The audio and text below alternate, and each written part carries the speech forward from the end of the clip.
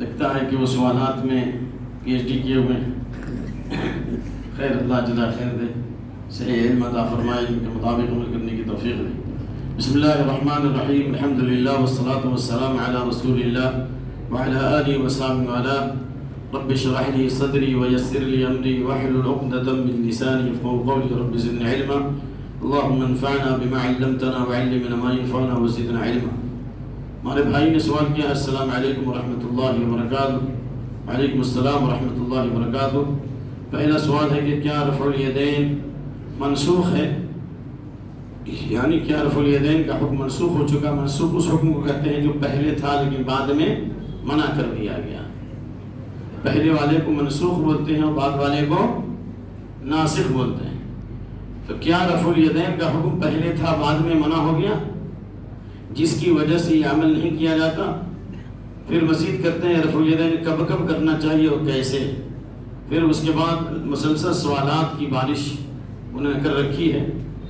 تو پہلی بات یہ ہے کہ رفع الیدین منسوخ نہیں ہے، اس لیے کہ اگر رفع الیدین منسوخ ہوتا یا اس کا ڈیٹ ایکسپائر ہوا ہوتا تو نبی صلی اللہ علیہ وسلم کی وفات کے بعد بے شمار صحابہ ہیں جو رفع الیدین کی حدیث نقل کر رہے ہیں.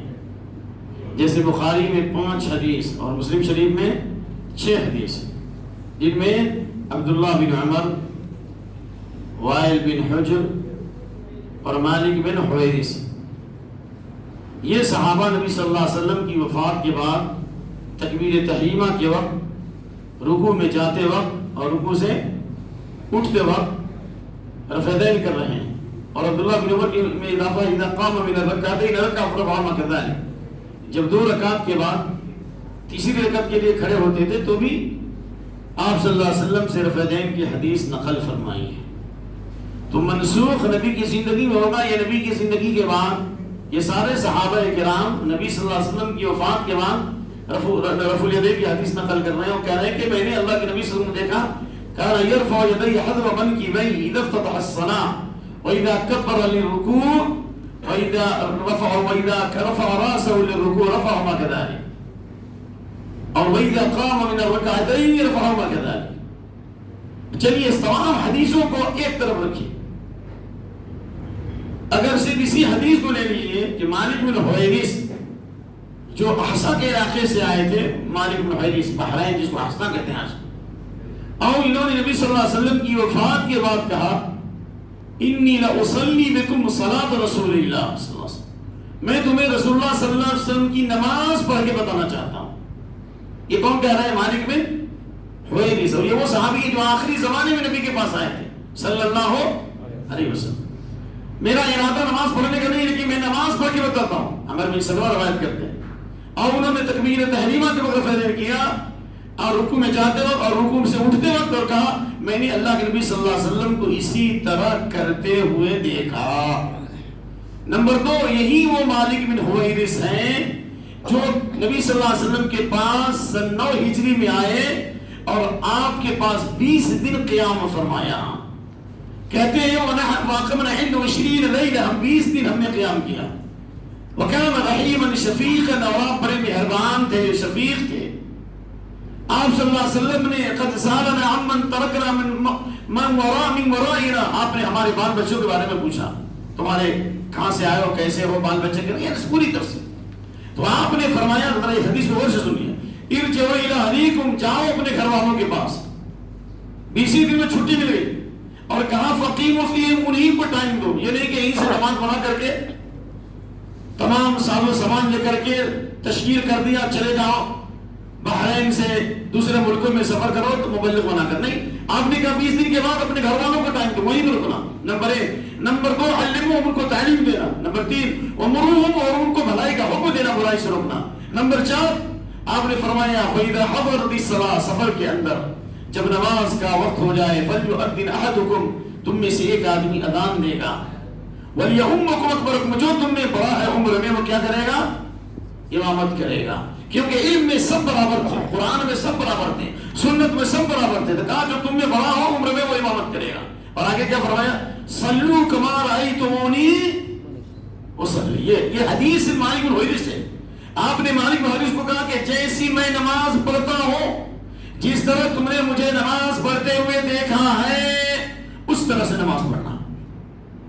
یہ نبی صلی اللہ علیہ وسلم کی وفات کے بعد رفیدین کے ساتھ نماز پڑھ رہے ہیں اور کہہ رہے ہیں میں نے اللہ کے نبی صلی اللہ علیہ وسلم کو اسی طرح نماز پڑھتے ہوئے دیکھا۔ تو اب رفیدین کا حکم اگر منسوخ ہوتا یا اس کا حکم کینسل ہو گیا ہوتا تو اللہ کے نبی صلی اللہ علیہ وسلم یہ نہیں فرماتے کہ صلو کما رأیتمونی وصلی۔ اس سے معلوم ہوا کہ رفیدین کا حکم منسوخ نہیں ہے۔ اور اگر اس کو منسوخ مان لیا جائے کہ آپ نے کیا اور بعد میں چھوڑ دیا تو چھوڑنے کی روایت کہاں ہے؟ پورے صحیح حدیث میں ایک بھی کوئی صحیح اور صحیح حدیث کوئی بتا دے جس میں یہ ہو کہ آپ نے رفیدین نے کیا اور بعد میں آپ نے چھوڑ دیا، یا آپ نے رفیدین کا حکم دیا اور بعد میں آپ نے منع کیا۔ پورے صحیح حدیث میں ایک بھی حدیث نہیں۔ اس کے برخلاف امام بخاری رحمۃ اللہ علیہ کی کتاب ہے جزء رفع الیدین، کیا نام ہے؟ جزء رفع الیدین، اردو میں ترجمہ ہو چکا انگلش میں، اور آپ کو اگر پیسہ میں درد لگتا ہو تو شیخ گوگل سے مانگ لیجیے جزء رفع الیدین، www.kitabsunnah.com پر یہ کتاب آپ کو ملے گی۔ اور مختلف کہ اس میں حضرت وائل بن حجر نے غور سے سنا حدیث 10 صحابہ کے سامنے کہا کہ میں تم کو رسول اللہ کی نماز پڑھ کے بتاتا ہوں۔ لمبی حدیث ہے، اس میں حضرت وائل بن حجر نے تکبیر تحریمہ کے وقت رکوع میں جاتے اور رکوع سے اٹھ کے وقت رفعین کیا اور ان 10 صحابہ نے کہا احسنت وصدق، تم نے سچ کہا، تمہارا عمل صحیح ہے۔ تو نبی صلی اللہ علیہ وسلم کے بعد 10 صحابہ نے رفع الیدین کی حدیث سن کر کہا کہ تم نے صحیح بات کہی، اگر یہ حدیث منسوخ ہوتی تو کیا 10 صحابہ لا علم تھے، جاہل تھے؟ سمجھ آئی بات؟ چلیے اس کے بعد خود امام بخاری رحمۃ اللہ علیہ جزء رفع الیدین میں نقل کرتے ہیں عبداللہ بن عمر کا یہ قول، کان ابن عمر یرمی یرمی، یعنی وہ کنکر سے مارتے تھے۔ عبداللہ بن عمر کیا کرتے تھے؟ بولو بھائی، کنکر سے مارتے تھے۔ کس کو مارتے تھے؟ کان یرمی من لا یرفع یدیہ، حضرت عبداللہ بن عمر کنکر مارتے تھے اس آدمی کو جو رفع نہیں کرتا۔ اور امام بخاری نے جزء رفع الیدین میں کہا کہ رفع الیدین زینۃ للسماء، یہ نماز کی زینت ہے، خوبصورتی ہے۔ تو اس لیے بے شمار دلائل موجود ہیں۔ اور واللہ کتاب السراج میں کتاب میں شیخ مسعود فیضی کے بعد سفر کر گیا حفظہ اللہ، وہ 1300 سال پرانی کتاب ہے السراج، یعنی میں پورا نام میں بھول رہا ہوں، اس میں محدث سے لے کر جتنے راوی ہیں سب نے حدیث نقل کی اور کہا کہ میں نے اپنے استاد کو رفع کرتے ہوئے دیکھا، پھر ان کے استاد نے ان کے استاد سے، پھر ان کے مسند السراج، ایک منٹ، ان کے استاد نے ان کے استاد سے، ان کے استاد نے ان کے استاد سے، یہاں تک کہ سالم بن عبداللہ نے کہا میں نے ابن عمر کو دیکھا، ابن عمر نے کہا میں نے عمر بن خطاب کو دیکھا، عمر بن خطاب نے کہا میں نے رسول اللہ کو دیکھا۔ یا روایت میں کہ ابن عمر نے کہا میں نے رسول اللہ کو دیکھا۔ آپ تکبیر تحریمہ جاتے وقت رکوع سے اٹھتے وقت، اور تکبیر تحریمہ جاتے رکوع میں جاتے وقت رکوع سے اٹھتے وقت آپ کو رفعین کرتے ہوئے دیکھا۔ یہ کتاب ابھی بھی موجود ہے۔ اب تو دنیا دو گئی، آج ستاروں بھی آ گئے اور ہم بیٹھے ادھر ادھر دعا مانگ رہے ہیں۔ ارے بھائی کوشش بھی تو کرو، یہ کتاب ہے، یہ گوگل شریف ہے، ہم کوئی بھاگ نہیں سکتا۔ محدث سے لے کر ایک نے رفعین کی حدیث نقل کی کہ میں نے فلاں کو فلاں کو فلاں کو سب کو رفعین کر دیں گے۔ اس لیے ہندوستان کے ایک ماہ ناز محدث، حنفیت کے چشم شراب اور 3-4 صدیوں میں اتنا بڑا محدث اور عالم طبقہ احناف کے پیدا نہیں ہوا، ہو سکتا ہو جائے، عبدالحی لکھنوی رحمۃ اللہ علیہ نے جی انہوں نے مختلف کتابوں میں ہدایت کی سلسلہ السعایہ پھر شرح الوقایہ، اسی طریقے سے التعلیق الممجد علی موطأ امام محمد، یہ کہتے ہیں کہ وقایہ کی شرح نہیں بلکہ اس پر نقد ہے۔ وہ انہوں نے اپنی مختلف کتابوں میں رفعین کی حدیثوں کی تصویب کی ہے اور اس کی تحقیق کی ہے اور اس کی تائید کی ہے، یہاں تک کہ ہدایت کی تخریج علامہ ذیلی حنفی کی جو کتاب ہے حدیث سے متعلق، بہت بڑے حنفی عالم ہے، بلکہ کہا جاتا ہے ان کے بعد اتنا بڑا کوئی محدث پیدا ہی نہیں ہوا اب تک تخریج کے بعد میں، حدیث کی تخریج کے بعد میں علامہ ذیلی جیسا محدث، آپ لوگ شاید اس میں عیار کی گفتگو کو شاید آپ سمجھ پا رہے ہیں یا نہیں، علامہ ذیلی حنفی محدث جو تھے ان کے بعد علم و تحقیق کا جو ان کے پاس ملکہ تھا حدیث، اتنے بڑے محدث نہیں آئے۔ انہوں نے حدیث رفع اور وطر سے متعلق جو بھی بات آنے والی تمام کے بارے میں اس کی تائید کی ہے جو محدثین کا مسلک ہے. اس لیے میری آواز انٹرنیٹ پہ بھی جائے گی. دنیا کو چیلنج ہے، ایک بھی حدیث چاہے بخاری میں، مسلم میں، ابو داؤد میں، نسائی میں، ترمذی میں، ابن ماجہ میں، دارمی، موطا مالک میں، ان الفاظ کے ساتھ دکھلاؤ کہ اللہ کے نبی نے رفع یدین کیا اور بعد میں چھوڑا، یا آپ نے صحابہ کو منع کیا کہ اب تک میں تم کو رفع یدین کا حکم دیا تھا، اب رفع یدین نہ کرو، جبکہ آپ نے فرمایا تھا کہ میں نے تم کو قبروں کی زیارت سے منع کیا تھا، اب قبروں کی زیارت کرو کیونکہ قبروں کی زیارت سے آخرت یاد آتی ہے. ان الفاظ کی تو کوئی بھی اکثری حدیث پیش کر دو. ہاں وہ مسلم شریف کا سہارا لیں گے چاہے وہ مسلمانوں کے منہج میں ہو یا نہ ہو. عبد الرحمن بن سمرہ کی حدیث یا اسی طریقے سے بعض روایتیں جابر عبد الرحمن بن سمرہ وغیرہ کی حدیث کہ سرکش گھوڑوں کی طرح سے اپنے ہاتھوں کو مت ہلاؤ ظالموں. یہ وہ ظالم ظلم کرنے والے خود تو بدلتے نہیں. آپ لوگ یہ سوال کر کے مجھے جذبات میں لا رہے ہیں، آپ بعد میں کرتے. میں زندگی کا ایک بڑا حصہ تھا احناف کی اداروں میں نے پڑھا ہے. ہم سے زیادہ بہت کم لوگ جانتے ہوں. ہم یہ نہیں کہتے کہ سب کچھ جانتے ہیں، ہم گھر کے جاننے والے ہیں. ہم نے زندگی کا بڑا حصہ گزارا ہے، سمجھ گئے نا. تو خلق کا نہ کہنا یہ ہے کہ کہتے ہیں کس درجہ ہوئے فقیہ یعنی حرم بے توفیق، خود تو بدلتے نہیں قرآن کو بدل دیتی ہے. بتاؤ مسلم شریف میں امام نبوی نے باب السلام کے باب کی حدیث ہے. کیا بات ہے بھائی؟ سلام کے چیپٹر میں، سلام پھیرنے کے چیپٹر میں یہ حدیث ہے. صحابہ شروع میں جب تشہد میں بیٹھتے تھے تو سرکش گھوڑوں کی طرح یعنی اپنے ہاتھوں کو ادھر سلام کرتے السلام علیکم ورحمۃ اللہ اور السلام علیکم ورحمۃ اللہ، ادھر بھی ہاتھ ڈالتے تھے اور ادھر بھی ہاتھ ڈالتے تھے. تو آپ نے کیا فرمایا؟ سوال سمجھ گئے؟ کیا سمجھے؟ شروع زمانے میں صحابہ جب تشہد میں بیٹھتے تھے تو سلام پھیرتے وقت اپنے ہاتھوں کو دائیں ہاتھ کو ادھر اٹھاتے تھے اور بائیں ہاتھ کو ادھر اٹھاتے تھے. تو آپ نے کیا فرمایا؟ مالی اراکم رافع ایدیکم کأنها اذناب خیل شمس. یہ مسلم کے الفاظ ہیں. وللہ الحمد. کیا بات ہے کہ میں دیکھ رہا ہوں کہ تم نماز میں سرکش گھوڑوں کی طرح اپنے ہاتھوں کو کیا کر رہے ہو؟ ہلا رہے ہو. اس کو فی صلاح نماز میں سکون اختیار کرو. اور بعد بعد میں انما یکفی احدکم حدیث میں ہے. یہ ظالم لوگ کچھ کو نقل کرتا ہے ایک جملے کو دوسرے کو حذف کر دیتا ہے. آؤ دیکھ لاؤ ہم سے زیادہ انشاءاللہ تم تھوڑی نہیں سمجھو گے اس مسئلے کو جو میں نے ایک بڑا حصہ گزارا ہے. آپ نے کہا انما یکفی تمہارے لیے ہی کافی ہے کہ ان یضع یدہ انما یکفی احدکم ان یضع یدہ اپنے دائیں ہاتھ کو اپنے دائیں زانوں پر رکھے اور بائیں ہاتھ کو بائیں زانوں پر رکھے. ثم یسلم علی من یمینہ ویسلم علی من شمالہ. پھر دائیں طرف سلام پھیرے اور پھر بائیں طرف سلام پھیرے. آپ نے کہا کہ ہاتھوں کو مت اٹھاؤ، سر کے چھوڑو کی طرف ہاتھوں کو مت اٹھاؤ بلکہ اپنے دونوں ہاتھ کو کہاں رکھو؟ اس میں رکھو زانوں پر رکھتے ہو دائیں طرف بائیں طرف سلام پھیرو. حدیث رسول میں خیانت کرنے والے، تلبیس ابلیس کا کام کرنے والے، یہود و نصارہ کی اقتدا کرنے والوں نے حدیث رسول میں قدر میمونت کی صرف حدیث کے اوپر والا حصہ لیا کہ اپنے ہاتھوں کو سرکش گھوڑوں کی طرف مت اٹھاؤ یعنی رفع یدین مت کرو. ارے ظالموں گھوڑا کیسے ہاتھ اٹھاتا ہے؟ ہم تو رفع یدین سیدھا کرتے ہیں لیکن گھوڑے کو کبھی نہیں دیکھا ہے تم ہلاتے ہوئے. اگر نہیں دیکھا ہے تو استبر ملے گا. یہ دیکھیے کہ گھوڑا کیسے تم ہلاتا ہے. گھوڑا ایسے تم ہلاتا ہے یا ایسے ہلاتا ہے؟ ادھر سے ادھر ادھر سے ادھر مارتا ہے. ایسے کسی گھوڑے کو دیکھا ایسے ہلاتے ہوئے دور تک اوپر تک ہے؟ کسی گھوڑے کو دیکھا ایسے اٹھایا ہو رفع یدین؟ ایسے دیکھا ہے کسی کو؟ بلکہ یا تو تم ہلائے گا تو ادھر مارے گا یا ادھر مارے گا. تو یہ تو سلام کے بعد میں کہ صحابہ سلام کے وقت اپنے ہاتھوں کو دائیں بائیں کرتے تھے تو آپ نے کہا سرکش گھوڑوں کی طرح ہاتھوں کو مت اٹھاؤ، نماز میں سکون سے رہو اور اپنے ہاتھوں کو اپنے زانوں پر رکھو. اس سے رفع یدین کی منسوخیت کا علم کہاں ہے؟ لہذا حق وہ ہے جو سر چڑھ کر بولے. خلاصہ کلام یہ ہوا کہ رفع یدین کی حدیث بالکل متواتر ہے اور اس بارے میں اس بات اور رفع الیدین قاضی عبد الرشید کی کتاب ہے اور یہیں پر میرے خیال سے اس زمانے میں 35 روپے رہیں گے 100 روپیہ میں ملے گا اور یہی زیادہ دور نہیں جانا 100 روپیہ میں ملے گا. قاضی عبد الرشید رفع الیدین کے بارے میں کتب احمد سے لے کر بخاری مسلم تک 275 حدیثیں انہوں نے نقل کی ہیں رفع الیدین کی. اور جو کہتے ہیں رفع الیدین نہیں ہے ان کے بھی دلائل کو پیش کیا ہے. آپ خود پڑھ کے فیصلہ کر لیجیے.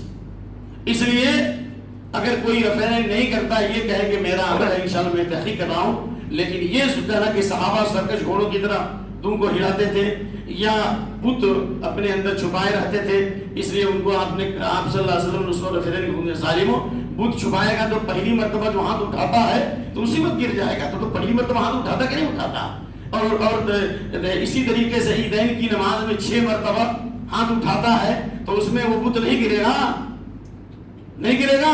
اور وتر پڑھنے میں جو الگ سے رفعین شریف کرتا ہے جس کے بارے میں کوئی صحیح روایت نہیں، کوئی مائی کلام نہیں پیش کر سکتا، کہیں واضح روایت نہیں. تو بت ہوگا تو اس وقت نہیں گیا. صرف اصل بت نہیں ہے، بت دل میں بیٹھا ہوا ہے. بت کہاں بیٹھا ہوا ہے؟ دل میں بیٹھا ہوا ہے. اس لیے پھول کی پتی سے کٹ سکتا ہیرے کا جگر، مرد نادا پر گلا میں نرم نازک اثر. چلیے وتر کی نماز میں تشہد نہیں ہے تو کیا تیسری رکعت کی شروع میں کر سکتے ہیں؟ وتر کی نماز میں تشہد ہے لیکن آخری رکعت میں. وتر کی نماز کا 2 طریقہ ہے، 3 رکعت پڑھتے ہیں تو 2 سلام سے، جو بخاری کی روایت ہے باب الوتر کی پہلی حدیث. عبداللہ بن عمر 2 رکعت پر سلام پھیر دیتے تھے، پھر کوئی گفتگو کرتے، پھر الگ سے 1 رکعت پڑھتے. اور وتر جو ہے 3 رکعت 1 سلام سے بھی ہے اور دور جانے کی ضرورت نہیں ہے. بیہقی وغیرہ کی روایت ہے لیکن آپ مانیے گا نہیں تو گھر کی بات لے لیجیے. علامہ ذیلی حنفی رحمۃ اللہ علیہ نے خود اللہ کے نبی صلی اللہ علیہ وسلم سے اور حضرت عمر بن خطاب سے نقل کیا کہ 3 رکعت وتر پڑھتے تھے اور لم یجلس الا فی آخری رکعت میں بیٹھتے تھے. تو اب ہم کو نہ مانو گے لیکن علامہ ذیلی حنفی محدث کو تو مانو گے. دیکھو میں تو پڑھا ہوں. تو اس لیے بہتر یہ ہے کہ 2 رکعت میں سلام پھیر دے اور الگ سے 1 رکعت پڑھے، اور اگر 3 رکعت پڑھتا ہے تو آخری میں بیٹھے. کیوں؟ اس لیے کہ سنن دارقطنی کی حدیث ہے کہ لا تشبہ الوتر بصلاۃ المغرب، وتر کی نماز کو مغرب کی نماز کی طرح مت بناؤ. مغرب کی نماز میں تشہد میں بیٹھتے ہیں، اس لیے وتر میں تو تشہد میں نہیں بیٹھنا، آخری میں بیٹھنا ہے. چلیے عشاء کی کل کتنی رکعتیں ہیں؟ کل کتنی رکعتیں؟ یہ تو آپ اجمال بیان کر رہے ہیں، یہ ہم پر واجب نہیں ہے کہ ہم کہیں کہ کتنی رکعتیں. آپ خود گن لو. فرض کتنا ہے بھائی؟ اور فرض کے بعد 2 رکعت سنت مؤکدہ، اور وتر 3 بھی ہے، 1 بھی ہے، 5 بھی ہے، اور اس کے بعد بولتے رہو 7 بھی ہے اور 9 بھی ہے اور 11 بھی ہے. تو آپ کیسے تحدید کر دو گے بھائی؟ آپ کو کتنی ظہر سے پہلے 2 کی روایت بھی ہے، 4 کی بھی روایت ہے سنت کی. تو خلاصہ یہ ہے کہ عشاء کی کل 4 رکعت ہے فرض، بس سنت مؤکدہ 2 ہے، اس کے بعد وتر ہے. لیکن عشاء سے پہلے 4 رکعت جو پڑھی جاتی ہے، میں پورے یقین کے ساتھ کہتا ہوں ایک بھی صحیح یا کوئی ضعیف روایت احمد، بخاری، مسلم، ابو داؤد، نسائی، ترمذی، ابن ماجہ میں دکھلا دے، میں اس کو اپنا استاد مانتا ہوں کہ اللہ کے نبی عشاء سے پہلے 4 رکعت پڑھتے تھے. ہمیں دکھلا دو ایک ضعیف روایت، صرف بخاری مسلم میں نہیں، حق وہ ہے جو سر چڑھ کر بولے کسی بھی حدیث کی کتاب میں جن کا نام میں نے لیا تو سیدھا جسا. لیکن ہاں یہ بات ضرور ہے بین کل آذانین صلاتین، حدیث بخاری مسلم، ہر اذان اور اقامت کے بیچ میں 2 رکعت. سمجھ میں آ یہ بات؟ آگے چلتے رہیے. کچھ علماء کا کہنا ہے کہ اس طرح تراویح کے بیچ بیان کرنا ہر مسجد میں عام ہو گیا ہے. اس کی اصلاح کی کوشش کریں گے انشاءاللہ ہم. ابھی جو تراویح کے بیچ میں جو بیان ہو رہا ہے اس کی حکمت یہ تھی کہ کچھ نئے لوگ ہیں اور اکثر لوگ بھاگ جاتے ہیں، اس لیے کہا گیا کہ جو پارہ پڑھا جائے گا اس کا خلاصہ بیان کر دیا جائے. یقیناً علماء نے اس پر نکیر کیا ہے اور میں آپ کی اس بات کو تسلیم کرتا ہوں. انشاءاللہ ہم اس کی اصلاح کریں گے. جزاکم اللہ خیر. ٹھیک ہے. اس کے بعد چلیے وقاتلوا فی سبیل اللہ حتی لا تکون فتنہ ویکون الدین کلہ للہ. یہ کیا مطلب ہے بھائی؟ اس میں آپ نے کچھ سوال ہی نہیں کیا ہے. اس میں اعمال اللہ کے پیدا کر دیں تو پھر جنت اور جہنم کیا ہے؟ جنت اور جہنم کا کیسے ممکن؟ یعنی اعمال جب اللہ کے ہیں تو جنت اور جہنم کا فیصلہ کیسے؟ اللہ کے بندو، اللہ تعالیٰ نے تمہیں بھی پیدا کیا اور تمہارے عمل کو بھی پیدا کیا. کیا مطلب ہوا؟ اللہ نے آپ کو بھی پیدا کیا اور اللہ نے آپ کے اندر اختیار پیدا کیا، ادھیکار پیدا کیا. کیا کہا؟ فَالْهَمَا فُجُورَهَا وَتَقْوَاهَا. انسان کے اندر خیر کرنے کی صلاحیت بھی ڈالی اور شر کرنے کی صلاحیت بھی ڈالی. سمجھ میں آ رہی بات؟ سمجھداری میں نہیں بات آ رہی تو مارو سر پر، اور نہیں تو زیتون کا تیل لگاؤ گے تو دماغ اور کھل جائے گا. کیسے؟ کہ وہ اللہ نے کہا اِنَّا هَدَيْنَاهُ السَّبِيلَ إِمَّا شَاكِرًا وَإِمَّا كَفُورًا. ہم نے انسان کو پیدا کیا ذلیل حقیر نطفے سے اور اس کو سننے اور دیکھنے کی طاقت دی اور ہم نے دکھلا دیا راستہ، یہ صحیح راستہ ہے، یہ غلط راستہ ہے. ادھر جاؤ گے تو یہ رائٹ جنت کا راستہ، ادھر جاؤ جہنم کا راستہ. اختیار دیا کہ نہیں دیا؟ کیوں کہا اگر اختیار نہیں ہوتا اللہ نے کہا لمن شاء منکم ان یستقیم، جو چاہے سیدھے راستے پر چلے۔ ہاں ہمارے جو اختیارات ہیں یہ اللہ کے تابع ہیں، ہم جو کچھ ارادہ کرتے ہیں اللہ اسے آسان کرتا ہے، لیکن اللہ نے مجبور محض پیدا نہیں کیا۔ تو اس لیے اللہ فرماتا ہے واللہ خلقکم وما تعملون، اللہ نے تمہیں بھی پیدا کیا اور تمہارے عمل کو بھی پیدا کیا، یعنی کام کرنے کی جو صلاحیت اسے بھی پیدا کیا۔ ہاں اللہ علم کی بنیاد پر جانتا ہے کہ یہ جنتی ہوگا اور یہ کیا ہوگا جہنمی ہوگا، کیوں؟ اس لیے کہ اللہ خالق ہے، اور خالق کو مخلوق کا پتہ نہیں ہوگا تو کیا مخلوق کو مخلوق کا پتہ ہوگا؟ بھئی گھڑی بنانے والے کو معلوم ہے کہ یہ گھڑی کی کیا اہمیت ہے، یہ موبائل کتنے دن اسٹے کرے گا، یہ دوا بنانے والا جانتا ہے کہ یہ کتنے دن میں ایکسپائر ہوگا، یہ چاول اتنے دن میں ایکسپائر ہوگا۔ تو اللہ خالق الخلق ہے، ساری مخلوق، کیا اپنے بندوں کے بارے میں نہیں جانتا؟ علم کی بنیاد پر جانتا ہے، لیکن اللہ نے کسی کو مجبور نہیں بنایا ہے، لہذا علم کی بنیاد پر اللہ نے لکھ دیا ہے، لہذا فاما من آتا واتقى وصدق بالحسنى فسنيسره لليسرى، جس نے اللہ کی راہ میں خرچ کیا، پرہیزگاری اختیار کی اور تقوی اختیار کیا اور اللہ کی باتوں کی تصدیق کی، اللہ اس کے لیے جنت کا راستہ آسان کر دے گا۔ اور اس کے بعد واما من بخل واستغنى وكذب بالحسنى، جس نے مخالفت کی اور اچھی باتوں کی تکذیب کی، اللہ رب العالمین اس کے لیے مشکل کا راستہ آسان کرے گا۔ اگر آپ کو سمجھنا ہو تو وہ چور کے بعد سے سمجھیے، وہ چور تھا جس نے بڑا شور برپا کیا تھا۔ حضرت عمر کے زمانے میں ایک چور تھا، چوری کر کے لایا گیا، حضرت عمر نے کہا کہ اقطع یدہ، اس کے چور، اس کے ہاتھ کو کاٹو، کس کا کاٹو؟ ہاتھ کو کاٹو۔ کہا لیش تقطع یدی، کیوں آپ ہمارے ہاتھ کو کاٹیں گے؟ ہذا کل ما قدر انا ما سرقت الا بقدر اللہ وقضائه، ہم نے چوری کیا، اللہ نے تقدیر میں لکھ دیا ہے، تو جب اللہ نے تقدیر میں لکھ دیا کہ میں چوری کروں گا تو آپ میرے ہاتھ کیوں کاٹو گے؟ تو حضرت عمر نے کہا رضی اللہ تعالیٰ عنہ، اللہ نے جس طرح تقدیر میں چوری لکھی ہے اسی طرح اللہ نے یہ بھی لکھ دیا ہے کہ یہ چوری کرے گا اور اس کے جرم میں عمر جو ہے اس کا ہاتھ کاٹے گا، لہذا جس طرح تقدیر سے تم چوری میں استدلال کرتے ہو اسی تقدیر سے ہم تمہارے ہاتھ کاٹنے پر استدلال کرتے ہیں۔ تو اس لیے یہ مشرکین کا عذر تھا، لو شاء اللہ ما اشرکنا، اگر اللہ چاہتا تو ہم شرک نہیں کرتے۔ تو اللہ نے کہا قل فللہ الحجۃ البالغہ، اللہ نے حجت پوری کر دیا، حق واضح کر دیا، لہذا جس کو حق نہیں پہنچا اور مجنون اور پاگل اور دیوانہ ہو کر مر گیا، یا ایسی جگہ جہاں اسلام کی دعوت نہیں پہنچی، تو صحیح قول میں قیامت کے دن اللہ اس کو جہنم نہیں ڈالے گا، بلکہ کیا کرے گا؟ کیا کرے گا بھائی؟ اسود بن سبی کی جو روایت ہے، اللہ اس کا کیا لے گا؟ امتحان لے گا۔ اگر وہاں کے امتحان میں سکسیس ہو گئے تو جنتی، اور امتحان میں فیل ہو گئے تو جہنمی۔ پھر کسی دوسرے موقع سے وہ حدیث پیش کریں گے، اب اسی پر روکیے۔ چلیے اس کے بعد امام کے ساتھ آمین کہنے کی ہدایت کریں۔ امام کے ساتھ آمین کہنے کی ہدایت کو ہم کیا، اللہ کے نبی صلی اللہ علیہ وسلم نے خود فرمایا اذا قال الامام غیر المغضوب علیہم ولا الضالین فقولوا آمین، جب امام ولا الضالین کہہ لیں تو آمین کہو۔ اور دوسری بات بخاری کی اذا امن الامام فامنوا، جب امام آمین کہیں تو کیا کہو؟ آمین کہو۔ اس سے معلوم ہوا کہ امام جو ایک نمبر کا جو امام ہوگا وہ اوریجنل امام ہوگا، کھانٹی امام جو ہے، کتاب السنت والا جو امام ہوگا، وہ جیسے ولا الضالین ختم کرے گا، الضالین ختم کر کے فوراً کیا کہے گا؟ آمین کہے گا۔ کیوں؟ اس لیے کہ یہ روایت ابو داؤد میں ہے کہ اللہ کے نبی ولا الضالین کے بعد جب آمین کہتے مد بہا صوت، اپنی آواز کو کھینچتے تھے، کیا کرتے تھے؟ کھینچتے تھے، آمین آمین، ایسا نہیں، آپ جس آواز میں انداز میں ولا الضالین کہتے تھے اسی آواز میں آمین کہتے ہیں۔ ایک اور ترمذی کے اندر دو حدیث ہیں، رفع بہا صوتہ، آپ نے ولا الضالین کہا اور آپ نے آمین کے ذریعے رفع اپنی آواز کو بلند کیا، اور دوسری بات میں خفض بہا صوتہ، اپنی آواز کو پست کیا۔ لیکن خفض بہا صوتہ کے بارے میں امام بخاری، امام ترمذی کہتے ہیں میں نے امام بخاری کے سامنے حدیث پیش کی تو امام بخاری نے اس حدیث کو ضعیف کہا۔ کیوں ضعیف کہا؟ ابھی علمی بحث کی ضرورت نہیں، جو کوئی اگر بعد میں کرے تو میں بتاؤں گا اس کو بحث کر کے۔ امام بخاری نے کیوں ضعیف کہا؟ سند میں بھی کلام ہے، شعبہ پہ کلام ہے، اور حجر بن عنبس پہ کلام ہے، یہ راوی پہ کلام ہے، آپ کو ضرورت نہیں ہے، لیکن خلاصے کلام یہ ہے کہ ترمذی کے اندر روایت موجود ہے رفع بہا صوتہ، آپ نے اپنی آواز کو کیا کیا؟ بلند کیا۔ لہذا امام کو چاہیے کہ جیسے وہ الضالین ختم ہو فوراً آمین کہے تاکہ امام کی بھی آمین مل جائے، اور یہاں کی آمین اور الضالین سن کے فرشتے کہاں کہتے ہیں آمین؟ آسمان کے فرشتے آمین کہتے ہیں۔ امام کی آمین اور فرشتوں کی آمین اور مقتدیوں کی آمین، تینوں کی آمین مل جائے گی۔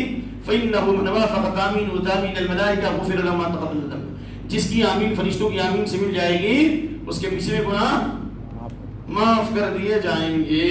لیکن آمین کہنا ہے آواز سے چلانا نہیں ہے، اور یہ کہنا کہ آمین والضالین آمین کہنا ہے لیکن دوسری چیزوں میں آمین نہیں کہنا چاہیے. نہیں، ہمارے بعض علماء نے جو منع کیا، حالانکہ خود انہی کو استاد علامہ البانی کا کتاب ہے جس کا ترجمہ خود شیخ عبد الباری نے ترجمہ کیا ہے، اور اس کتاب میں موجود ہے. خود عبد الباری خود لکھتے ہیں، میں خود پڑھا ہوں، چھوٹا طالب ہوں، کہ اللہ کے نبی صلی اللہ علیہ وسلم جب قنوت نازلہ پڑھا کرتے تھے، جو بھی قنوت نازلہ پڑھی گئی رمضان میں جو قنوت تھی نازلے کی، تو آپ فرض نمازوں میں جو قنوت نازلہ پڑھتے تھے جب کسی ظالم قوم میں دعا کرتے، اس میں روایت موجود ہے، یرفع یدیہ، آپ اپنے ہاتھوں کو اٹھاتے تھے، وَيُؤَمِّنُ مَنْ خَلْفَهُ، مانی ہے، اور صحابہ آپ کے پیچھے آمین کہتے ہیں. یہ روایت خود موجود ہے، علامہ البانی نے اپنی کتاب صفت صلاۃ النبی میں نقل فرمایا، جس کا ترجمہ شیخ عبد الباری فتح اللہ حفظہ نے کیا ہے، جو ہمارے درمیان تشریف لائے تھے، خود انہی کی کتاب. آمین جو قنوت نازلہ میں کہی جائے گی ہلکی آواز میں، اور نماز میں والضالین کے بعد جو آمین کہی جائے گی وہ بلند آواز سے. کیا حاملہ عورت مرضیہ کو فدیہ دینا ہے؟ اتنا لمبا سوال آپ نے کیا ہے. اللہ کے بندے میں اس مسئلے کو کتنا تفصیلی واضح کیا ہوں، نہیں کیا، کہ حاملہ اور دودھ پلانے والی عورت کی کتنی حالت ہے بھائی؟ میں نے کتنا بتایا تھا؟ 3 حالت بتایا تھا. یہ اسی میں اتنا لمبا سوال کر دیا کہ آپ لوگوں کو موقع ہی نہیں ملے گا. دودھ پلانے والی عورت اور حاملہ عورت روزہ رکھے گی یا روزہ چھڑے گی، اس کی کتنی حالت میں نے بتائی تھی؟ کتنی حالت بتائی تھی؟ 3. نمبر 1، جو عورت حاملہ ہے یا دودھ پلا رہی ہے وہ صحت مند ہے اور بچے پر اس کا کوئی اثر نہیں، بچے کے اوپر بھی کوئی اثر نہیں، اس کی صحت پر بھی کوئی اثر نہیں، ایسی صورت میں اس پر روزہ رکھنا واجب ہے. نمبر 1. نمبر 2، دودھ پلانے والی عورت اور حاملہ عورت دودھ پلانے کی وجہ سے اس کو یا اس کے بچے کو کچھ تکلیف پہنچتی ہے، پوری تکلیف نہیں بلکہ تکلیف پہنچتی ہے، تو ایسی صورت میں روزہ رکھنا مستحب ہے. لیکن تیسری حالت کہ تکلیف پہنچتی ہے لیکن بہت زیادہ تکلیف پہنچتی ہے، جان کا خطرہ نہیں ہے، جان کا خطرہ نہیں ہے لیکن تکلیف زیادہ پہنچتی ہے، تو ایسی صورت میں روزہ چھوڑنا، روزہ رکھنا مکروہ ہے. روزہ رکھنا کیا ہے؟ بولو بھائی، مکروہ ہے. بلکہ یہ 4تھی حالت ہے کہ دودھ پلانے والی عورت ابھی بچہ پیدا ہوا، تھوڑے دن کے بعد پھر حاملہ ہو گئی، تو ظاہر سی بات ہے کہ بچہ بھی کمزور اور اس کی حالت بھی کمزور، رحم بھی کمزور. تو اگر ایسی حالت ہے حاملہ عورت کی کہ دودھ پلا رہی ہے یا اسی طریقے سے حاملہ ہے لیکن جان کا خطرہ ہے، اگر روزہ رکھے گی تو جان کا خطرہ ہے، کیونکہ کمزور ہے، بچہ بالکل کمزور ہے، وہ بھی کمزور ہے، اس کو بس 2 گھنٹے میں دوا کھانی پڑتی ہے، تو اگر جان کا خطرہ ہے روزہ رکھتی ہے تو اسی حالت میں روزہ رکھنا کیا ہے؟ وہ بولو بھائی، حرام ہے، 4 حالت ہے. لیکن دودھ پلانے والی عورت یا حاملہ عورت جو روزہ چھوڑتی ہے تو کیا وہ قضا کرے گی یا فدیہ دے گی؟ اس بارے میں صحابہ اور سلف میں اختلاف ہے، اور ان اختلافات کو سامنے رکھتے ہوئے میں بتاؤں کہ افضل یہ ہے، جیسا کہ لجنہ دائمہ سعودیہ کی افتاء کمیٹی، ابن باز، ابن عثیمین اور صالح فوزان وغیرہ جو لجنہ دائمہ افتاء کمیٹی ہے، ان کا مسئلہ یہ ہے کہ دودھ پلانے والی عورت یا حاملہ عورت روزے کی قضا کر دے تو یہ کافی ہے. یہ کیا ہے؟ وہ کافی ہے. لیکن اس کے ساتھ اگر فدیہ بھی دے، یعنی ہر روزے کے بدلے مسکین کو کھانا کھلائے، تو یہ کیا ہے؟ افضل ہے. امام ترمذی نے کہا وعلى هذا وعليه أهل العلم من أصحاب النبي صلى الله عليه وسلم، وعليه أهل العلم كسفيان الثوري ومالك وأحمد بن حنبل والشافعي. حضرت سفیان ثوری کا، امام مالک کا اور امام شافعی کا مسلک یہی تھا، اور امام احمد ایک قول میں کیا کہ دودھ پلانے والی عورت روزہ بھی رکھے گی، روزے کی قضا بھی کرے گی اور اس کے بدلے ہر مسکین کو کھانا بھی کھلائے گی. یہ سب سے احتیاط والا مسئلہ ہے. قضا کرنا کافی ہے لیکن اگر کھانا کھلائے تو یہ کیا ہے؟ افضل ہے. لیکن بعض کو کہتے نہیں روزہ رکھنے کی ضرورت، قضا کافی ہے. کہا کیوں؟ فدیہ دینا کافی ہے. امام عبداللہ بن عمر اپنی لوڈی جو ان کی حاملہ تھی اس کی طرف سے فدیہ دیتے تھے. اس کو لے کر کے جو ہے نا حدیث میں بے چینی پیدا کرتے ہیں. صحیح بات ہے، یہ عبداللہ بن عمر کا اجتہاد تھا رضی اللہ تعالی عنہ. جس طرح عبداللہ بن عمر ایک ہی میل پر قصر کرتے تھے، آپ 1 میل پر قصر کرو گے عبداللہ بن عمر ایک جگہ گئے تھے، 6 مہینے تک قصر کرتے رہے، اب آذربائیجان جا رہے تھے 6 مہینے تک، جبکہ جمہور کے مسلک کے خلاف ہے.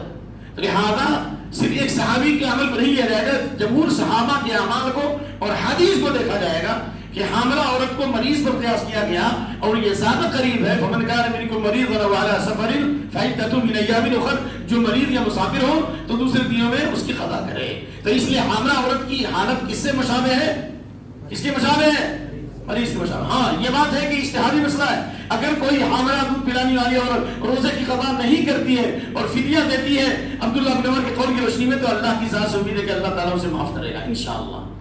لیکن سوال یہ پیدا ہوتا ہے کہ ابھی اس رمضان میں حاملہ تھی تو اس نے روزہ چھوڑ دیا، اور پھر دوسرے سال رمضان آنے سے پہلے ہی، یعنی پھر ابھی بچہ ہی ہے جب تک کہ بچے کی بنیاد پڑ گئی، یعنی حاملہ ہو گئی، اس کو روزے کی قضا کا موقع ہی نہ مل سکا، دوبارہ حاملہ ہو گئی، تو کیا کریں گے آپ؟ یا دوبارہ دودھ پلا رہی ہے، رمضان آ گیا، تو ظاہر ہے اس صورت میں انشاءاللہ روزے کی قضا کر لینا کافی ہے، فدیہ دینے کی ضرورت نہیں ہے. بعض علماء کہتے ہیں کہ فدیہ دینا کافی ہے.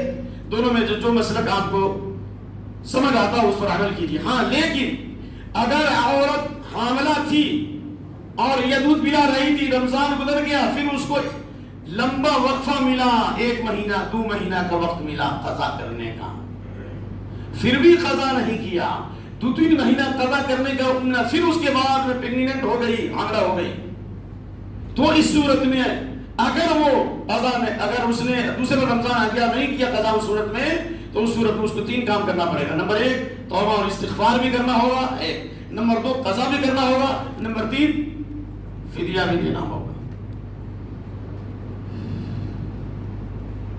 فلسطینیوں کے لیے ہم کیا بیٹھ کر مدد کر سکتے؟ دعا کیجیے، دعاؤں سے تقدیر پلٹتی ہے، اور جو صدقات ہے اور جو تعاون ہے جو لوگ بھیج رہے ہیں اس میں آپ شریک رہیے، اور رات کی تاریکی میں اذان اقامت کے درمیان سجدے میں آپ دعا کریں.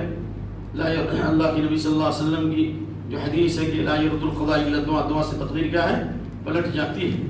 من لم يهتم بأمر المسلمين فليس منهم، جو مسلمانوں کی فکر نہ کرے وہ مسلمانوں میں اس کا شمار نہیں ہے، ہمیں یہ کرنا چاہیے. چلیے زکوٰۃ کا صحیح مصرف بتائیں سیدو. میں اس کے سوال کا جواب ابھی اس لیے نہیں دے سکتا کہ اتنا وقت نہیں ہے، اور اس طرح کا سوال بھی نہیں کیجیے. ایک آدمی پورا سوال ہی لے رہا ہے، ایسا تھوڑی نا، اور لوگوں کو بھی موقع ملنا چاہیے نا. تو زکوٰۃ کے تعلق سے جو ہے یہ ہے، یعنی اس کے بارے میں جو تفصیلات سے میں معذرت رکھا ہوں. صرف یہ ہے کہ سیدوں کو زکوٰۃ دینے کے بارے میں، سید کا مطلب کیا ہے؟ یوں تو سید بھی ہو، مرزا بھی ہو، افغان بھی ہو، کچھ کیا ہے؟ یوں تو سید بھی ہو، مرزا بھی ہو، افغان بھی ہو، کچھ بتاؤ کہ تم مسلمان بھی ہو. اپنے آپ کو سید کہنا کافی نہیں ہے. سید کہنے کے لیے ضروری ہے کہ آپ بنی ہاشم سے ہوں، یعنی آپ یا تو آل علی سے ہوں، یا آل عقیل سے ہوں، آل جعفر سے ہوں، آل عباس سے ہوں. یہ 3 خاندان میں سے کسی کی بھی ہوں تو آپ سید. آپ کے لیے صدقہ جائز نہیں، زکوٰۃ جائز نہیں، صدقہ بھی جائز نہیں، ہدیہ دیا جائے گا. ٹھیک ہے؟ انہا لا تحل الصدقۃ لآل محمد ولا لآل محمد، صدقہ نہ محمد کے لیے جائز ہے صلی اللہ علیہ وسلم، اور نہ ان کے آل کے لیے. بیت المال سے ان کو دیا جائے گا، اور اگر بیت المال سے اگر نہیں دیا جا رہا ہے، وہ ضرورت مند ہے، تو ایسی مجبوری میں زکوٰۃ لینے میں کوئی حرج نہیں ہے. ما ابیح للضرورۃ قدر بقدرها. فدیہ کس کو دینا ہے؟ فدیہ مسکین کو دینا ہے. فدیہ طعام مسکین. اور اس کے بارے میں ہر روزے کے بدلے ایک مسکین کو ہر دن کھانا کھلا دو، جو بوڑھا ضعیف آدمی ہے یا دائم المریض ہمیشہ بیمار رہتا ہے، یا نہیں تو آپ پورا غلہ جو ہے 30 آدمی کا غلہ 1.5 کلو کے اعتبار سے ایک گھر میں دے دیں جس میں 5 آدمی 7 آدمی رہتے ہوں، یا نہیں تو آپ شریف بہترین کھانا بنا دیں اور 30 مسکین کو بنا کر کھلا دیں بہترین کھانا، مندی شریف جیسے میں نے بتایا تھا. تو یہ سب سے بہتر ہے جو حضرت انس بن مالک کرتے تھے. تو مندی کھلانا افضل ہے. کیوں کھلانا افضل ہے؟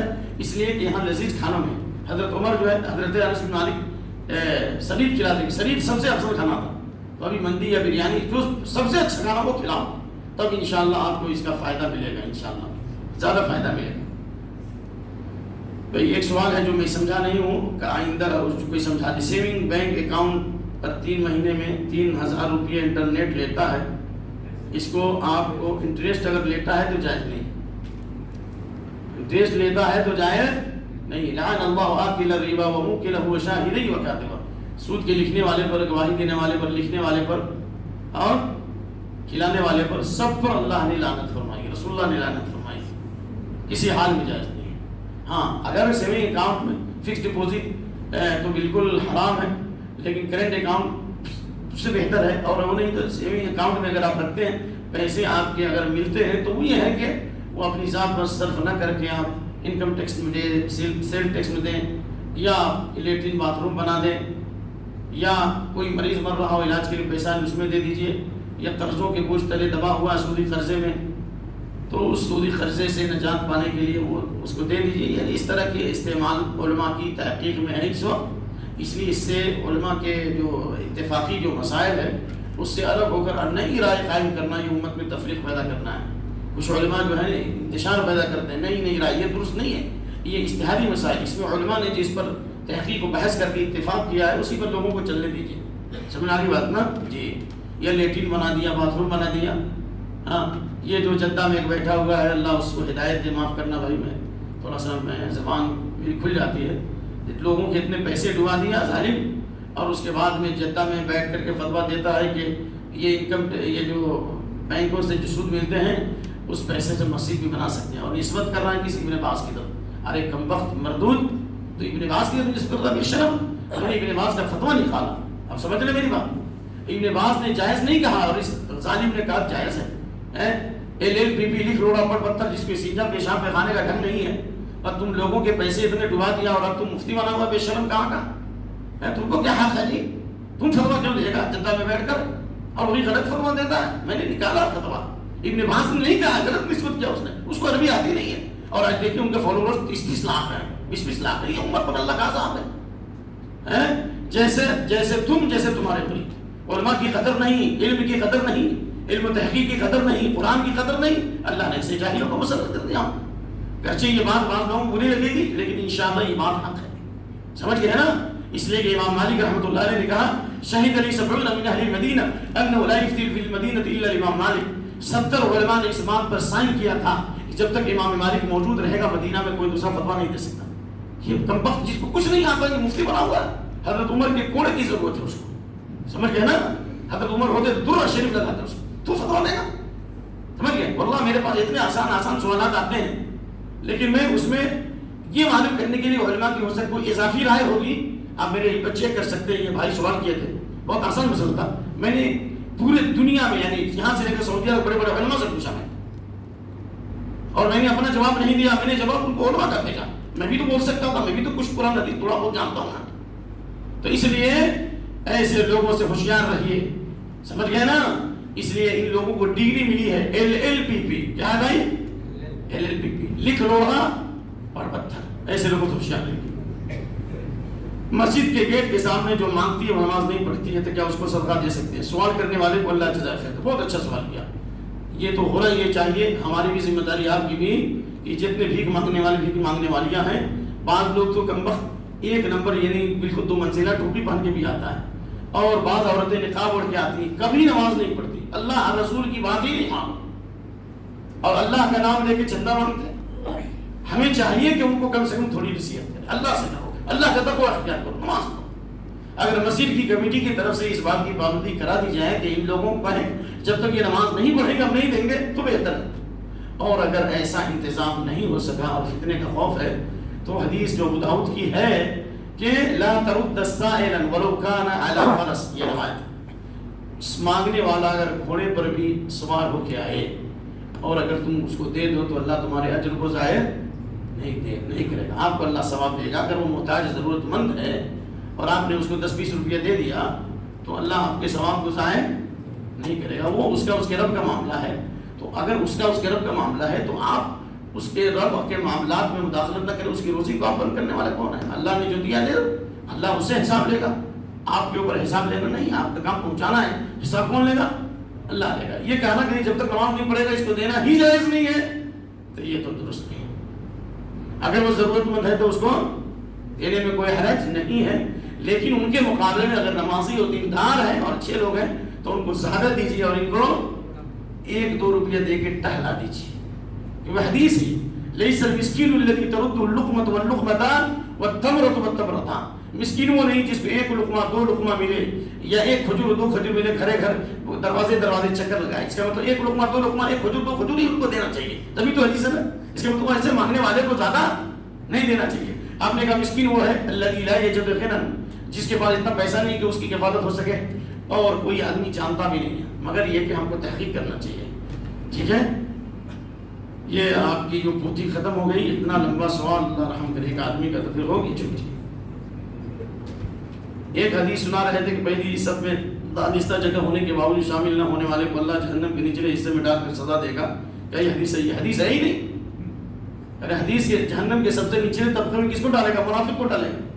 یہ اتنی بڑی سزا تو نہیں ہے کہ اگر پہلی سب میں نہیں آیا. ارے جاہلوں کیا کہہ رہے ہو؟ من قدم علی کے متعمد فلیتبوأ مقعده من النار، جو میرے اوپر جھوٹ بات کرتا ہے وہ اپنا ٹھکانہ جہنم بنا لے. یا بعد میں کہا کہ اس کا ٹھکانہ یقیناً جہنم اگر توبہ نہ کرے. یہ بھی علماء نے معنی بیان کیا. لہذا ایسی کوئی حدیث نہیں ہے. یہ بتائیے کہ پہلی صف میں جو اگر بیٹھتا ہے تو اس کی فضیلت دائیں طرف کے لیے آپ نے 2 مرتبہ دعا کی اور پہلی صف میں بائیں طرف کے لیے آپ نے 1 مرتبہ دعا کی. اور اللہ کے فرشتے اللہ تعالیٰ ان پر ان کا ذکر خیر کرتا ہے اور فرشتے ان کے لیے مغفرت کی دعا کرتے ہیں جو پہلی صفوں میں ملتے ہیں، اگلی صفوں میں ملتے ہیں. یہ سب حدیث ہے، یہ سب بیان کرو. یہ کہاں سے نئی نئی باتیں لا رہے ہو؟ خود تو بدلتے نہیں، قرآن کو بدل دیتے ہیں. وضو کی حالت میں کرسی پر بیٹھے بیٹھے نیند لگ گئی تو کیا وضو ٹوٹتا؟ وضو کرسی پر بیٹھنے کی کیا ضرورت ہے؟ میں تو بیٹھا اس لیے ہوں کہ اللہ کے نبی نے نصیحت کے لیے ایک صحابی کو نصیحت کیا تو کرسی پر بیٹھ کے نصیحت کی، میرے کمر میں درد ہے. اور آپ کرسی شریف پر بیٹھ کر کے اپنی نماز شریف کو کیوں خراب کرتے ہو؟ یہ اس آدمی کے لیے ہے جو آدمی بیٹھ کے نماز نہیں پڑھ سکتا. کھڑے ہو کر نہیں پڑھو تو بیٹھ کے پڑھو. اور بیٹھ کے پڑھنے کے بارے میں بھی حدیث ہے کہ بیٹھ کے پڑھو تو جو ہے آدمی جو ہے سجدہ کر سکے، رکوع سجدہ کر سکے. لیکن بعض ایسی حالت ہے کہ رکوع سجدہ کرنے میں آپ کو تکلیف ہوتی ہے، آپ نہیں کر سکتے. تو ان حالات میں علماء نے کہا کہ کرسی پر بیٹھ کے نماز پڑھتا ہے تو انشاءاللہ ہو جائے گی، لیکن اس کو چاہیے کہ بالکل کنارے ہو یا ایسی کرسی ہو جو صف کے بیچ میں داخل ہو کر کے صفوں میں اختلاف نہ پیدا کرے.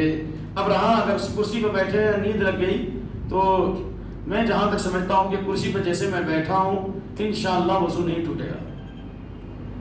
کیوں؟ اس لیے کہ حدیث ہے کان اصحاب رسول اللہ صلی اللہ علیہ وسلم ينتظرون العشاء حتى تخفق رؤوسهم، داؤد کی حدیث ہے، ثم يصلون ولا يتوضؤون. اتھینٹک حدیث ہے. نبی صلی اللہ علیہ وسلم کے صحابہ عشاء کا انتظار کرتے تھے یہاں تک کہ اونگ ہو جاتی تھی، بعد میں خراٹے بھی لیتے تھے اور پھر نماز پڑھتے تھے تو اللہ کے نبی کے آنے کے بعد، لیکن وضو نہیں کرتے تھے. کیوں؟ اس لیے کہ ہمارے بھائی صاحب جو یہ بیٹھے ہوئے ہیں اس کو متربع بولتے ہیں. آپ پلتھی مارنا، پلتھی مار کے جو بیٹھے گا آدمی تو اس کا جو مقعد ہے زمین سے ٹھیکا رہے گا، کچھ ہوا خارج ہو ہی نہیں سکتا شرمگاہ سے. تو لہٰذا اطمینان ہوا خارج ہونے کا امکان نہیں ہے، لہٰذا وضو نہیں ٹوٹے گا. لیکن اگر ٹیک لگا کے ایسے کرسی پہ ایسے سو گیا، یا جیسے میں پوری رات جب وہاں جالیات میں کبھی کبھی ہوتا تھا لکھنے پڑھنے کا مسئلہ ہوتا تھا، کبھی بھی ایسا ہوا ہے پوری رات بس ایسے ہی ایک کرسی یہاں ڈالا، پڑھتے پڑھتے یا لکھتے کہ نیند آ گئی اور دیکھا تو بالکل فجر سے پہلے ہم کھول لے یا فجر کو ہم کھول لے. تو اگر ایسے ہی نمل ٹیک لگا کے سویا یا ایسے پاؤں کو پھیلا دیا تو وضو ٹوٹ جائے گا. اور امام مالک وغیرہ کے قول ہے کہ گہری نیند اگر ہے تو وضو ٹوٹے گا، ہلکی نیند میں وضو نہیں ٹوٹے گا. لیکن خلاصہ یہ ہے کہ اگر کرسی پر ایسے بیٹھتا جیسے میں بیٹھا ہوں، جیسے حضرت بیٹھے ہیں اس طرح بیٹھے گا تو انشاءاللہ وضو نہیں ٹوٹے گا. لیکن اگر چیت لیٹا ہو یا کروٹ لیٹا ہو اور اس صورت میں گہری نیند آ گئی تو بھی اتفاق وضو ٹوٹے گا. ہلکی نیند ہے اور آپ کو یقین ہے کہ آپ کو ہوا خارج نہیں ہوا ہے تو انشاءاللہ اس صورت میں وضو نہیں ٹوٹے گا. لیکن افضل یہ ہے کہ وضو کر لیا جائے.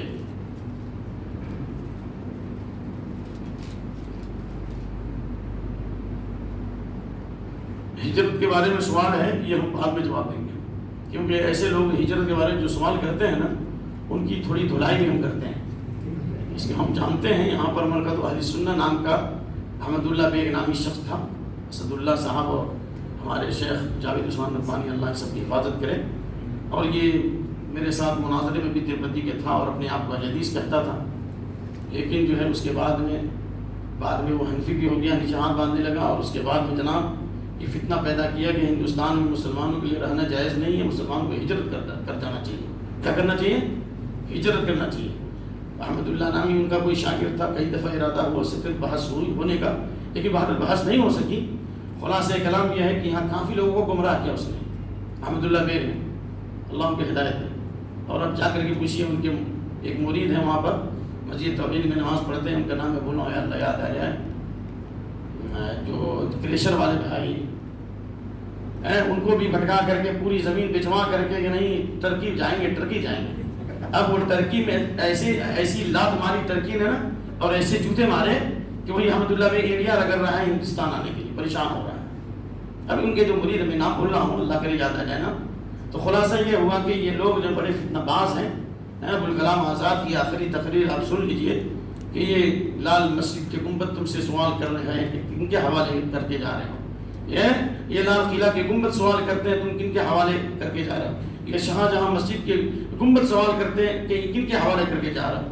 یہ بزرگ کے مقدس مقامات تم سے سوال کرتے ہیں کہ کس حوالے کر کے جا رہا ہے.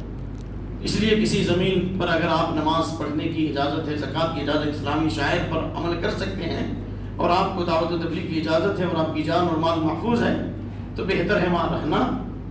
لیکن اگر شر اور فساد پھیلنے کا خوف ہے اور اس سے بہتر کوئی جگہ اگر ہے تو ایسی جگہ جانا مستحب ہے.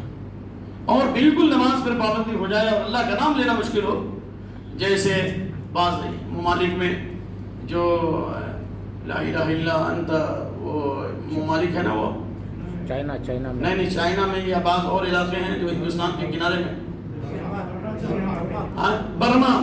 برما جیسے مقامات پر مولانا ابوالحسن ندوی اللہ ان کی مغفرت بلند کے، انہوں نے 60-70 سال پہلے انہیں کہا تھا کہ جو حالات تمہارے چل رہے ہیں، اگر تم لوگوں نے اس زمین پر دعوت کا کام نہیں کیا، وہ دن دور نہیں کہ وہ ڈسٹ کی حکومت قائم ہوگی اور عرصہ حیات تو بدتر ہوگا.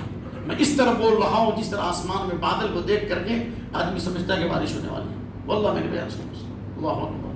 تو خلاصہ یہ ہے کہ ایسی سرزمین پر جہاں نماز پر زکوٰۃ پر پابندی ہو، تو ایسی سرزمین پر رہنا جائز نہیں ہے. کیونکہ اللہ کے نبی نے ایک صحابی سے، جو بخاری میں بھی روایت موجود ہے اور مسلم کتاب الامارہ میں بھی ہے اور ابو داؤد کتاب جہاد کی پہلی حدیث ہے، اس صحابی نے کہا میں ہجرت کرنا چاہتا ہوں. تو آپ نے کہا ہجرت کا معاملہ بہت سخت ہے. ایسی تھوڑا تھوڑا جواب بھی ہو گیا. آپ نے کہا کہ کیا تمہارے پاس مال ہے؟ کہاں مال ہے. کیا زکوٰۃ دیتے ہو؟ کہاں دیتے ہیں. کہا فعمل بھی مولائی، کہا سمندروں کے اس پار بھی تو عمل کرو، فإن اللہ لن يترک من عملک شیئا، اللہ تمہارے اجر و ثواب میں کوئی کمی نہیں کرے گا. یہ ہجرت والا سوال رکھیے، اب اس کی دھلائی اور بھی کرنی ہے. ٹھیک ہے، ابھی اس کو رکھیے، ابھی دوبارہ کبھی تاخراتوں میں دیکھیں گے اس سال. ٹھیک ہے نا. کیا وتر کی نماز ابھی مسجد میں ادا کریں؟ یہ سوال اچھا ہے، اس کو دینا چاہیے آپ اللہ. یہ سوال اچھا ہے، وہ سوالات کیجیے جس کی ہم کو ضرورت ہے. کیا وتر کی نماز ابھی مسجد میں ادا کریں؟ یہ ہم ہے، لیکن وتر تو کیا ہے وتر تو حاجت میں پڑھیں. یار سوال مجھے آپ کی اردو شریف جو ہے نہیں سمجھ آ رہی. وتر تو تہجد میں پڑھنے کا ہے. یعنی سوال کا مطلب یہ ہوا کہ اگر ابھی وتر پڑھ لیا اور آدمی تہجد پڑھنا چاہتا ہے تو تہجد پڑھے گا کہ نہیں پڑھے گا؟ ایک. اور اگر تہجد پڑھے گا تو کیا وتر دوبارہ پڑھے گا؟ اور اگر وتر پڑھے گا تو کیسے پڑھے گا؟ یہی سوال ہے نا. صحیح بات یہ ہے کہ آپ ابھی جماعت کے ساتھ آپ نماز پڑھ لیں، وتر کے ساتھ تراویح پڑھ لینا، یہ زیادہ افضل ہے. لیکن اگر آپ کہتے ہیں کہ نہیں ہم تہجد میں پھر اٹھیں گے، یعنی سحری کے وقت اس وقت نماز پڑھیں گے، اس لیے وتر آپ چھوڑ رہے ہیں، تو کوئی حرج نہیں، آپ کو گناہ نہیں ہوگا. اب ٹھیک ہے وتر چھوڑ دیجیے، لیکن یہ فضیلت آپ کو نہیں ملے گی. انہ من قام مع الامام حتی ینصرف کتب له قیام اللیل. جو امام کے ساتھ نماز شروع کرے اور امام کے ساتھ ختم کرے تو اس کو پوری رات کا ثواب ملے گا. پوری رات کا ثواب اس وقت ملے گا جب وتر بھی پڑھیں اور تراویح بھی مکمل پڑھیں امام کے ساتھ. اور اب اگر امام کے ساتھ آپ نے وتر پڑھ لی تو حدیث کے مطابق دوبارہ تہجد تو آپ نماز تو پڑھ سکتے ہیں لیکن وتر دوبارہ نہیں پڑھ سکتے. لا وتر نفل ہے، ایک رات میں دو وتر، ایک رات میں دو وتر نہیں. ہاں اگر آپ چاہیں تو ایک رکعت اور پڑھ کر کے اس کو طاق بنا لیں، جیسے بعض صحابہ کرتے تھے، وتر پڑھ کے سو جاتے اور پھر آپ کھلتی تو پھر ایک رکعت پڑھ لیتے. تو پہلے والی وتر بعد میں ایک رکعت پڑھ لیے تو کیا ہو گیا؟ وہ جفت ہو گیا، طاق کو آپ نے ختم کر دیا. پھر اس کے بعد میں جتنا چاہتے نماز پڑھتے ہیں، پھر اخیر میں ایک رکعت وتر پڑھ لیتے.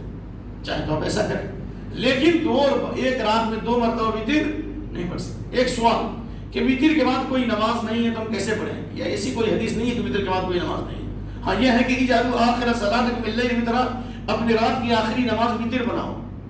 یہ افضل ہے، واجب نہیں ہے، کیونکہ وطر کے بعد نماز پڑھنا منع ہوتا تو ابن حبان کی روایت خود علامہ البانی قیام رمضان میں لائے ہیں کہ اللہ کے نبی صلی اللہ علیہ وسلم وطر کے بعد بھی آپ 2 رکعت نفل پڑھتے تھے بیٹھ کر. یہ اس بات کی دلیل ہے کہ وطر کے بعد بھی نماز پڑھ سکتے ہیں. اگر وطر کے بعد نماز جائز نہیں ہوتی تو اللہ کے نبی صلی اللہ علیہ وسلم نے وطر کے بعد 2 رکعت نماز کیوں پڑھی؟ اس لیے جائز ہے. اور ابو بکر صدیق رضی اللہ عنہ کے بارے میں آتا ہے کہ وہ وطر پڑھ کے سو جاتے تھے اور پھر تہجد میں آنکھ کھلتی تھی تو دوبارہ تہجد پڑھتے تھے، لیکن دوبارہ وطر نہیں پڑھتے تھے. انشاءاللہ اس سے مسئلے کی وضاحت ہو گئی. انشاءاللہ پھر آئندہ جمعہ کو یا مختلف اوقات، ابھی تک ختم نہیں ہوا ہے، بہت دیر ہو جائے گی. بیت الخلاء میں چھینکتے وقت الحمدللہ کا سکت نہیں کرنا چاہیے. بیت الخلاء میں نہ الحمدللہ پڑھنا نہ بسم اللہ پڑھنا، لیکن چھینک آئے تو آپ زبان سے نہ پڑھیں لیکن دل میں نیت کر لیں. جس طرح بیت الخلاء میں وضو کر رہے ہیں تو بسم اللہ نہیں کریں گے وضو کرتے ہوئے، دل آپ کا بولے گا، زبان سے نہیں پڑھنا. کیوں؟ اس لیے کہ ایسی گندی جگہوں پر، اذیت کی جگہوں پر، گندی جگہوں پر اللہ کا نام نہیں لینا ہے. سبحانک اللہم و بحمدک واشہد ان لا الہ الا انت واستغفرک واتوب الیک. اللہم اقسم لنا من خشیتک ما یحول بیننا وبین معصیتک الى آخر الحدیث، جیسا کہ پڑھا بھی گیا. السلام علیکم ورحمۃ اللہ وبرکاتہ.